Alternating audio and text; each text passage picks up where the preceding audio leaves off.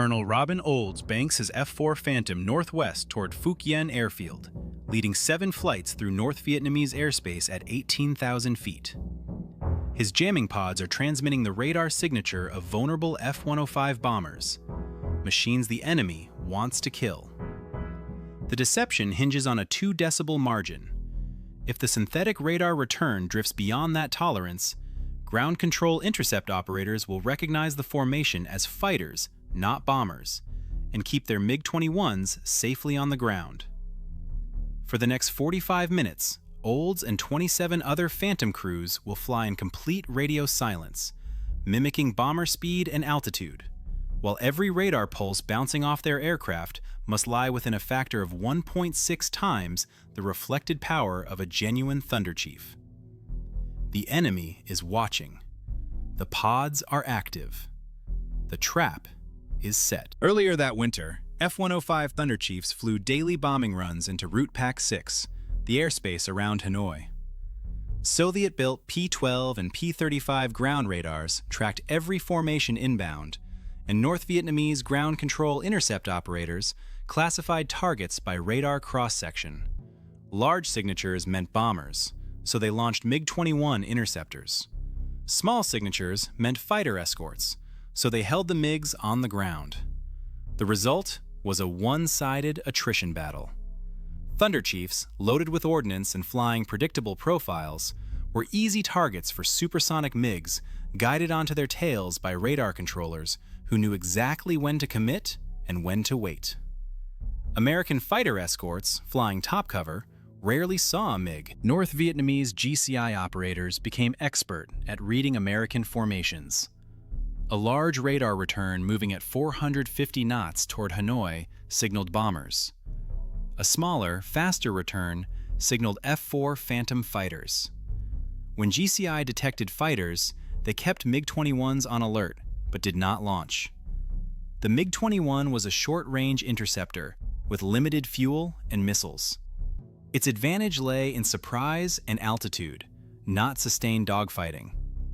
Controllers preserved that advantage by refusing to commit unless the target was a bomber formation flying without escort. American fighter pilots circling above the strike packages watched their fuel gauges tick down and saw nothing. The MiGs would not come up to fight. In December 1966, Colonel Robin Olds, commander of the 8th Tactical Fighter Wing at Ubon Royal Thai Air Force Base, received orders to draw the MiG-21 fleet into engagement and destroy it. The F-4 Phantom was a Mach 2+ interceptor carrying AIM-7 Sparrow radar-guided missiles and AIM-9 Sidewinder heat seekers. It had more thrust, more missiles, and better sustained turn performance than the MiG-21. But those advantages meant nothing if the MiGs stayed on the ground. Olds needed a way to make GCI operators believe a formation of Phantoms was actually a formation of defenseless Thunderchiefs. He needed them to commit their interceptors before they realized the trap. Olds proposed a deception built on radar physics. The F-4 Phantom would carry jamming pods, normally used for electronic countermeasures.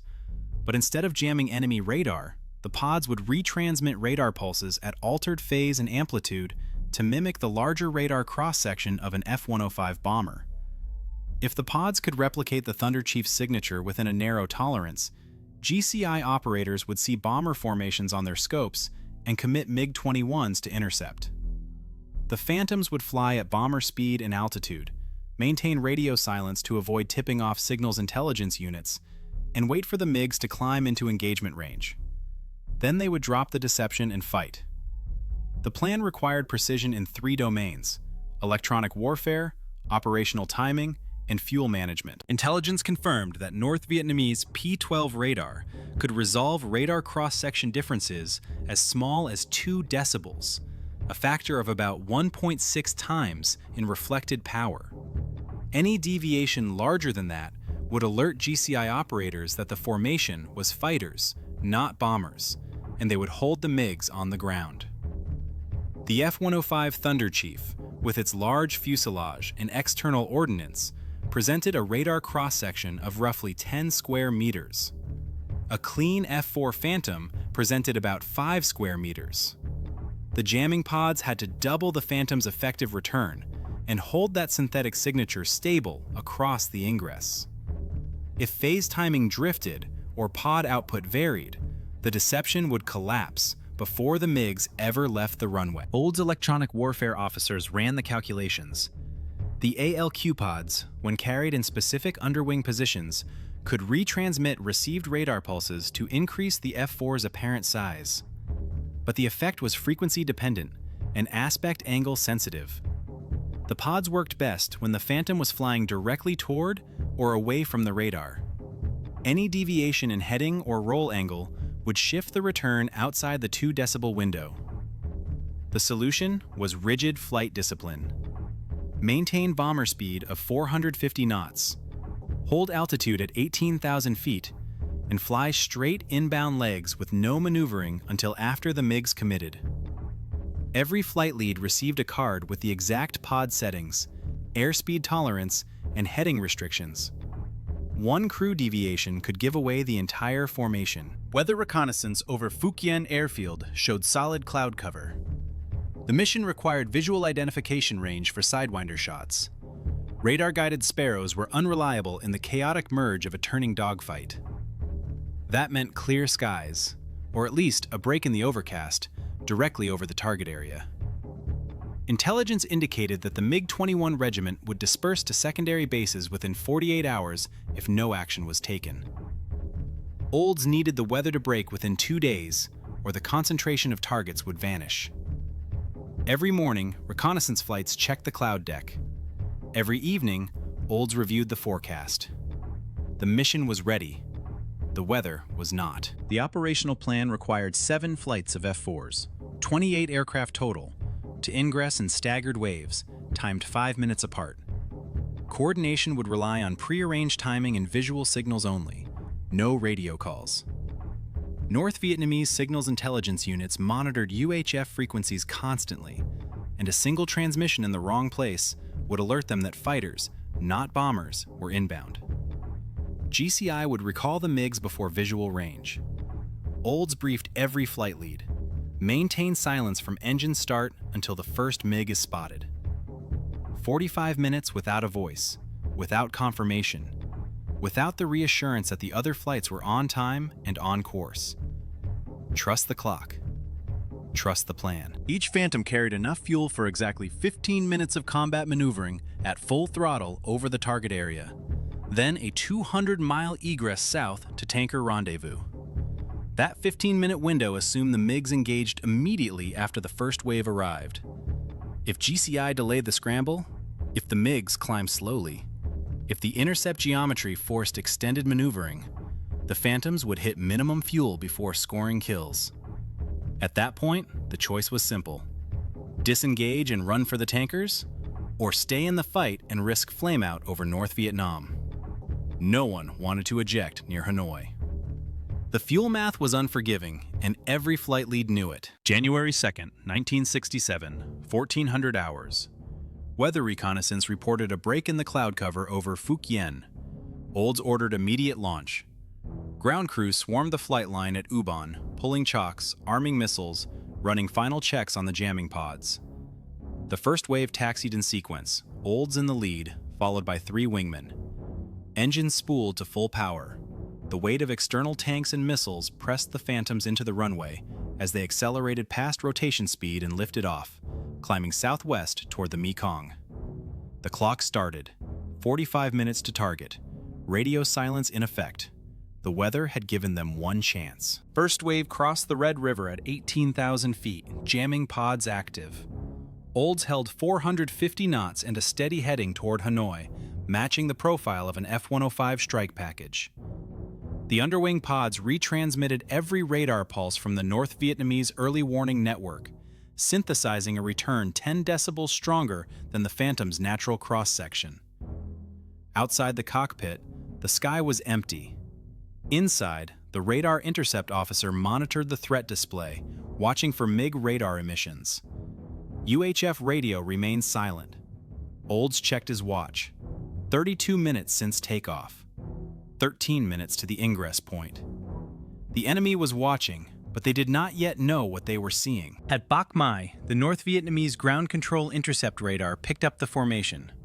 Large radar return, steady speed, heading 270 toward Hanoi. The operator checked signal strength and formation spacing. Both matched the profile of an F-105 strike package. No fighter escort detected on the scopes. Standard procedure was clear. Commit MiG-21s when bomber formations appeared without escorts. The operator keyed the alert line to Phuc airfield and issued the scramble order. 4 MiG-21s launched within 90 seconds, climbing through 10,000 feet and turning south under radar guidance. The operator updated his plot. Time to intercept? 8 minutes. At 14:56 hours, Old's backseat radar intercept officer called out, "Contact." MiG-21s climbing through 10,000 feet, 30 miles north. Olds did not respond on the radio. He maintained the bomber profile, speed, altitude, heading unchanged, watching the range count down on the radar scope. The MiGs were committed. GCI was vectoring them into intercept geometry. But if Olds broke early, if he maneuvered or accelerated before the MiGs closed to visual range, the formation's radar signature would shift, and GCI might recognize the deception in time to recall the interceptors. So Olds held the profile. 20 miles. 15. 12. The MiGs were climbing, unsuspecting, into gun and missile range. At 12 miles, Olds broke radio silence with a single call. "Olds has MiGs, engaging." The transmission lasted 2 seconds. Then he jettisoned external fuel tanks, pushed the throttles to combat power, and pulled the Phantom into a hard turn toward the climbing MiG formation. The deception was complete for the first wave. GCI had committed the interceptors and could not recall them now without abandoning the MiGs to fuel starvation. But 6 more F-4 flights were still inbound, staggered at 5-minute intervals, and they had to maintain the jamming pod signature and radio silence for their own waves. If GCI realized the deception before Wave 2 arrived, the remaining MiGs would stay on the ground. The fight had started. The mission was only half sprung. Radar cross-section is the effective area that reflects radar energy back to the receiver. An F-105 bomber, with its large fuselage and external ordnance, presented an RCS of approximately 10 square meters. A clean F-4 Phantom presented roughly 5 square meters, half the return. The difference was enough for a trained GCI operator to distinguish bomber from fighter on a P-12 radar scope. The ALQ jamming pod did not jam in the traditional sense. It received incoming radar pulses, then retransmitted them at altered phase and amplitude, creating a synthetic return that mimicked a larger aircraft. The pod effectively doubled the Phantom's radar signature, but only if timing and power were precise. The North Vietnamese P-12 radar operated in the VHF band and lacked Doppler processing, so the operator relied on signal strength and formation behavior to classify targets. A 2 decibel difference in return strength, a factor of about 1.6 times in reflected power, was within the operator's ability to detect. If the jamming pod's output drifted higher or lower than that margin, the signature would no longer match the expected F-105 profile. The operator would see the mismatch, recognize the possibility of deception, and either hold the MiGs or vector them away from the contact. The pods had to hold that 2 decibel window across the entire 45-minute ingress, through variations in altitude, aspect angle, and radar frequency. At the GCI console, the operator had roughly 90 seconds from initial radar contact to classify the formation and issue a scramble order. The decision process was straightforward. Compare signal strength to known profiles, check formation spacing and speed, then commit or hold. Doctrine favored launching when bomber formations appeared because delaying the intercept reduced the MiG's altitude advantage and increased fuel consumption. But launching against fighters wasted fuel and exposed the MiGs to superior opponents. The operator made the call based on incomplete information, trusting that radar signature was reliable. In this case, the signature was a lie, but the operator had no reason to suspect deception. The decision was rational, professional, and exactly what Olds had predicted. Once MiGs were airborne and climbing, the GCI operator faced a new constraint. Recalling them meant wasting fuel and leaving the interceptors vulnerable during recovery. Doctrine created a bias toward continuing the intercept unless the deception became obvious. If a second wave of contacts appeared with inconsistent signatures, the operator might recognize the problem, but by then, the first MiGs were already committed at altitude, burning fuel, and vectored onto the Phantoms. Pulling them back risked fuel starvation or leaving them exposed to American fighters during the return leg. The result was that once the scramble order was given, the threshold for abort rose sharply. Old's plan exploited that bias. The first wave drew the MiGs up. The second and third waves would arrive before GCI could react. Old's flight merged with the first MiG formation at 14:58 hours. Visual identification at 2 miles. The delta-winged silhouette of a MiG-21, silver against the overcast. Olds called the target to his wingman and selected an AIM-9 Sidewinder. Tone in the headset. The infrared seeker locked onto the MiG's tailpipe. He squeezed the trigger. The Sidewinder came off the rail and tracked straight into the MiG's engine. The enemy aircraft rolled inverted and tumbled, trailing fire. First kill, 30 seconds after the merge. The MiG pilots were still trying to understand why F-4 Phantoms were where GCI had told them bombers would be. Rambler Flight, the second wave, arrived overhead Phuc 5 minutes after Olds engaged, jamming pods still active and radio silence intact. GCI detected the new formation, same large radar return, same bomber profile, and committed additional MiG-21s from the alert strip. The second group of interceptors scrambled and climbed, unaware that the first group was already engaged with Phantoms, not Thunder Chiefs. The deception held for Wave 2. Now 12 F-4s were over the target area, MiGs climbing from 2 directions and the fuel clock ticking for everyone. Rambler leads spotted the second MiG group at 15,000 feet and turned to engage. The sky over Phuc was filling with aircraft.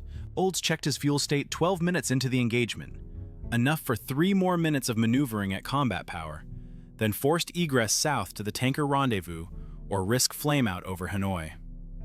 He had scored 1 kill, his wingman had another, but more MiGs were still climbing, and the third and fourth Phantom waves were inbound. Olds weighed the decision: stay and fight, hoping for one more shot, or disengage now with fuel margin intact. He chose discipline. He called the egress on the radio, first transmission in 13 minutes, and turned south, climbing for altitude and range.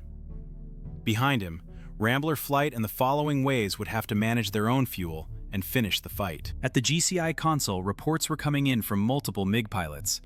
Visual contact with F-4 Phantoms, not F-105 bombers. The operator cross-checked the radar plot. All inbound formations had shown bomber signatures. All visual reports indicated fighters. The deception became obvious only after the MiGs were already engaged, fuel committed, and scattered across the target area in turning fights. The operator issued a recall order, but it was too late. Some MiGs were already shot down. Others were low on fuel and braking for home. A few continued the fight, either unaware of the recall or unable to disengage. The mission had unraveled for the North Vietnamese, but the cause was clear. Radar had lied, and doctrine had not prepared them for that possibility. The third and fourth Phantom waves arrived as Olds egressed south. Ford and Rambler flights merged with remaining MiGs scattered between 12 and 20,000 feet. The fights were short, high-aspect gun and missile shots against enemy pilots who were now aware they were facing Phantoms but had no fuel to disengage. 2 more MiG-21s went down to Sidewinders. A third took cannon fire and limped north, trailing smoke. By 15:12 hours, the target area was empty except for contrails and falling debris. All F-4 flights turned south for the tanker rendezvous, fuel states ranging from critical to marginal. No American aircraft lost. The mission had run exactly as planned, within the fuel window, within the deception window, and within the weather window. Operation Bolo concluded with 7 confirmed MiG-21 kills, representing nearly half the operational MiG-21 fleet in North Vietnam at the time. All 28 F-4 Phantoms returned safely after tanker rendezvous. Post-flight debriefs confirmed that the jamming pods had held the 2 decibel margin throughout the ingress, and that GCI operators had not detected the deception until after visual engagement. The mission succeeded not because of superior dogfighting skill, though the Phantom crews were capable, but because the enemy made tactical decisions based on radar data that had been deliberately falsified. Physics and deception, not valor, determined the outcome. Olds filed his after-action report that evening. North Vietnamese Air Command pulled MiG-21s off alert status for 3 weeks following Operation Bolo.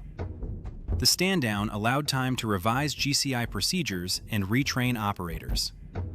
New doctrine required multiple radar confirmations before committing interceptors and extended the classification window to reduce the risk of deception. The revisions acknowledged that radar signature alone was no longer a reliable indicator of target type. American electronic warfare had introduced a new variable into the intercept problem, and North Vietnamese defenses had to adapt. The MiG-21 would return to combat, but with more cautious engagement rules and reduced sortie rates. The immediate air superiority advantage shifted to the U.S. for the remainder of early 1967. The U.S. Air Force codified Operation Bolo's lessons into electronic warfare doctrine within months. Signature deception, coordinated timing, and radio silence became standard elements of strike packages throughout the Vietnam War. The ALQ jamming pods evolved into dedicated electronic warfare platforms, leading to the development of Wild Weasel aircraft tasked with suppressing enemy air defenses, and later, the EA-6B Prowler for the Navy. The principle was clear. Control of the electromagnetic spectrum was as important as control of the sky. Radar could be lied to, and those lies could shape enemy decisions in ways that kinetic weapons alone could not. Operation Bolo validated electronic warfare as a force multiplier, not a support function. Robin Olds summarized the mission in his final assessment. The F-4 Phantom was not a better dogfighter than the MiG-21 in all regimes. The MiG had advantages in instantaneous turn rate and low-speed handling. But Operation Bolo succeeded because the North Vietnamese made decisions based on incomplete information. GCI operators relied on radar data they believed to be accurate, and that belief led them to commit interceptors into a trap.